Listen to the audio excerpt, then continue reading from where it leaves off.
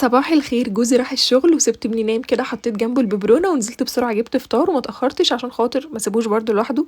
جبت الفطار كده وقلت يلا نعمله مع بعض. عايزه اقول لكم بجد الصحيان بدري ده انا مبسوطه بيه جدا جدا. ابني ربنا يهديه يا رب، الحمد لله بقى له كام يوم كده مظبط نومه، فالحمد لله بقيت انام بالليل واصحى الصبح كده عادي زي الخلق. يعني الاول كنت بصحى 8 بالليل 9 بالليل من كتر ما هو ملخبط لي يومي، فالحمد لله ظبطنا اليوم احمدك يا رب. واكتشفت يا جماعه ركن في الشقه الشمس فيه بتدخله حلوه جدا، فبقيت احب ان انا اصور فيه.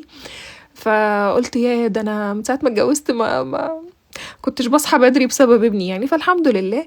هنا بس الصاله ديت كانت متكركبه معايا وباقي شقه الحمد لله متروقه، روقتها كده على طول. هنا ابني عمال يرقص بقى، صحيت بتاع ده انا طلعت على طول، هو كمان راح صاحي من النوم وحضرت لنا كده فطار على قد انا وهو. بس المشكله ان انا بجد مش عارفه النهارده اعمل غدا ايه، يا ريت تقترحوا عليا حاجه تكون بعيده عن اكل يعني، مش عارفه. بس انا عارفين واحد مش عارف فعلا يطبخ ايه خالص النهارده، ومش في دماغي اي حاجه خالص خالص خالص. فاللي عندها اقتراح يا ريت تقولي.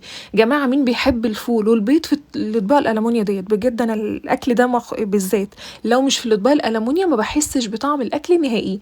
بس كده صباحكم فل يا رب ورضا من الرحمن، بحبكم جدا. ما تنسوش تصلوا على النبي وما تنسوش تعملوا لي لايك.